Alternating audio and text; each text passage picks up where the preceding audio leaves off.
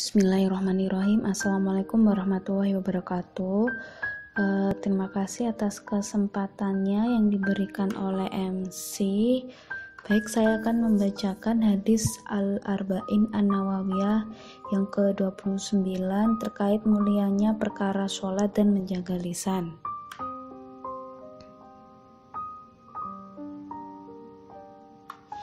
Dari Mu'adz bin Jabal radhiyallahu anhu, ia berkata, aku berkata, wahai Rasulullah, beritahukanlah kepadaku amal perbuatan yang dapat memasukkanku ke surga dan menjauhkanku dari neraka.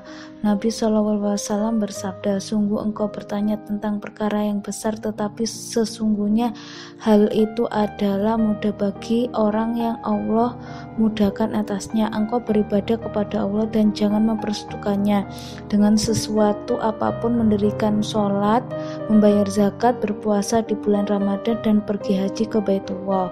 Kemudian Nabi SAW bersabda, maukah engkau aku tunjukkan pintu-pintu kebaikan? Puasa adalah perisai, sedekah itu memadamkan kesalahan sebagai air memadamkan api, dan sholatnya seorang di pertengahan malam. Kemudian Nabi SAW membaca firman Allah, lambung mereka jauh dari tempat tidurnya, sampai pada firman Allah yang mereka kerjakan. Quran surat As-Sajdah ayat 16-17. Kemudian Nabi SAW bersabda, maukah engkau aku jelaskan tentang pokok segala perkara, tiang-tiangnya dan puncaknya? Aku katakan, mau wahai Rasulullah. Nabi SAW bersabda, pokok segala perkara adalah Islam, tiang-tiangnya adalah sholat, dan puncaknya adalah jihad.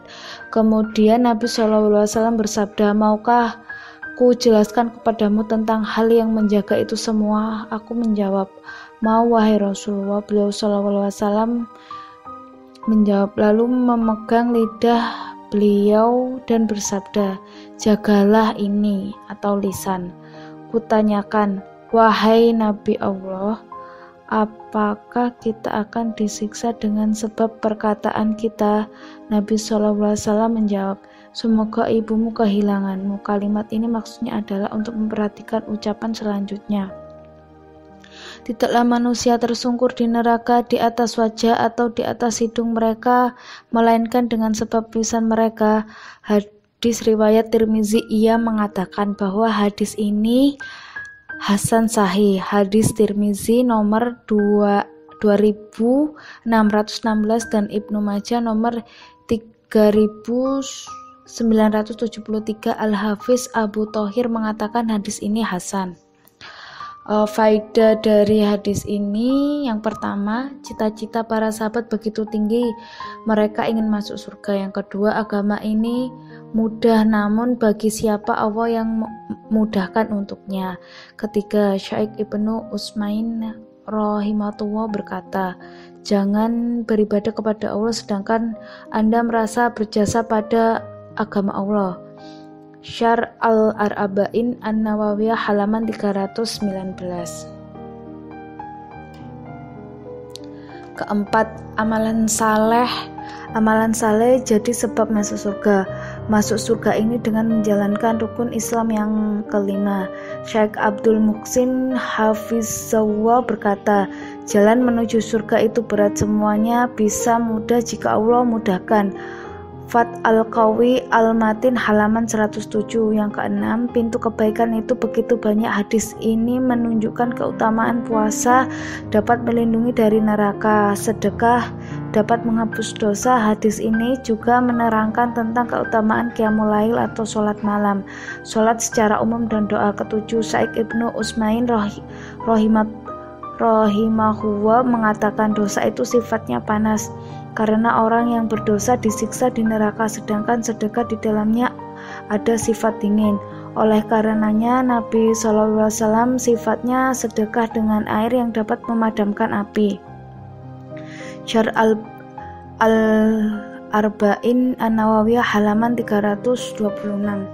Kedelapan, ibadah barulah Ibadah barulah teranggap jika dibangun di atas dua kalimat syahadat dan keduanya saling berkaitan.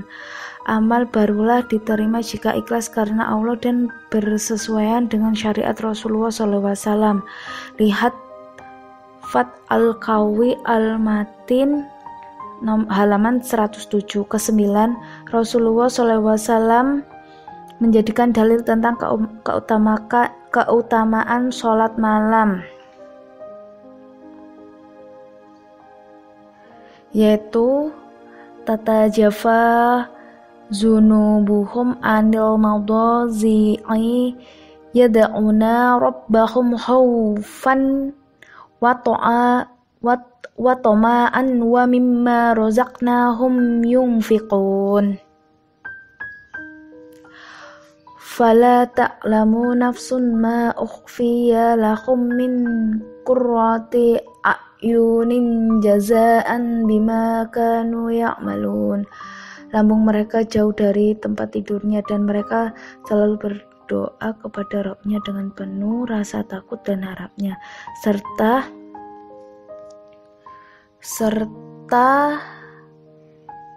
mereka menafkahkan apa rezeki yang kami berikan. Tak seorang pun mengetahui sebagai nikmat yang menanti yang indah dipandang sebagai balasan bagi mereka atas apa yang mereka kerjakan. Quran Surat As-Sajdah ayat 16-17. Ke-10, perhatian kepada pokok Islam, karena itu jadi modal penting untuk selamat di dunia dan di akhirat. Ke-11, hadis ini menunjukkan keutamaan sholat, bahwa sholat itu tiang Islam dan bangunan itu menjadi roboh jika tidak ada tiang. Ke-12, hadis ini menunjukkan keutamaan jihad di jalan Allah, dan jihad adalah syiar Islam yang paling tinggi.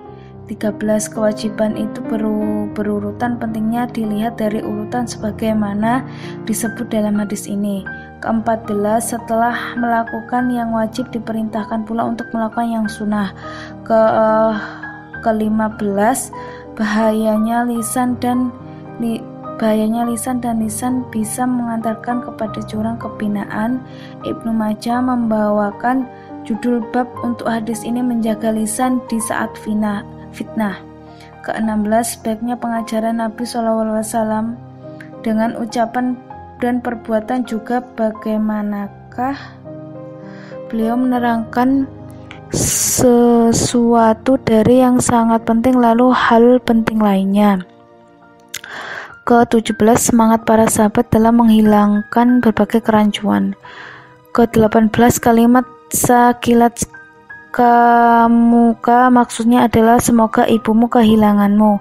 Wahai Mu'adz, ucapan ini maksudnya adalah supaya orang memperhatikan ucapan selanjutnya. Kalimat ini menunjukkan bahwa makna tersurat bukanlah yang dimaksud. Ke-19, kaidah untuk mendapatkan keberuntungan dan keselamatan adalah kembali pada agama dan berpegang pada agama itu mudah bagi yang Allah mudahkan.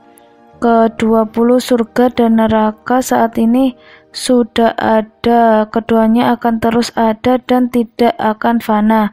Ke-21, ada penduduk neraka yang tersungkur di atas wajahnya. Ini menunjukkan sempurnanya penghinaan pada penduduk neraka. Ke-22, kita berada kepada Allah dan masuk surganya dan selamat dari neraka. Hal ini tidak seperti perkataan sebagian orang sufi bahwa Allah tidaklah boleh disembah karena ingin mengharap surga atau takut pada neraka. Referensi yang pertama, Al-Minhaj Syarh Sahih Muslim bin Al-Hajjaj, cetakan pertama tahun 1433 Hijriah, Yahya bin Syarf An-Nawawi, penerbit Dar Ibnu Hasim. Fatih Al-Qawi yang kedua, Fatih Al-Qawi Al-Matin fi Syarri Al-Arba'in wa Tatimmat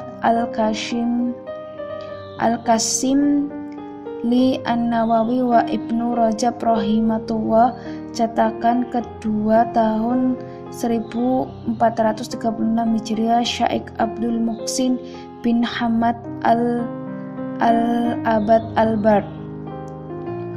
Khulasya Al-Fawaid Al-Qawid min Syarh Al-Arba'in An-Nawawiyah, Syaikh Abdul Al-Fari. Yang keempat, Syarh Al-Arba'in An-Nawawiyah cetakan ketiga tahun 1425 Hijriah, Syaikh Muhammad bin Shalih Al-Utsaimin, penerbit Dar Asy-Syuraya. Begitulah hadis yang ke-29. Semoga dengan dibagikannya hadis yang ke-29 tentang mulianya perkara sholat dan menjaga lisan, kita semakin menjadi pribadi yang lebih baik, pribadi yang selalu dirindungi oleh Allah Subhanahu wa Ta'ala, pribadi yang senantiasa selalu berkumpul dengan orang soleh dan soleha, dan semoga kita terhindar dari siksa api neraka dan dilindungi dari fitnah Dajjal. Baik, mohon maaf kalau ada salah kata. Wassalamualaikum warahmatullahi wabarakatuh.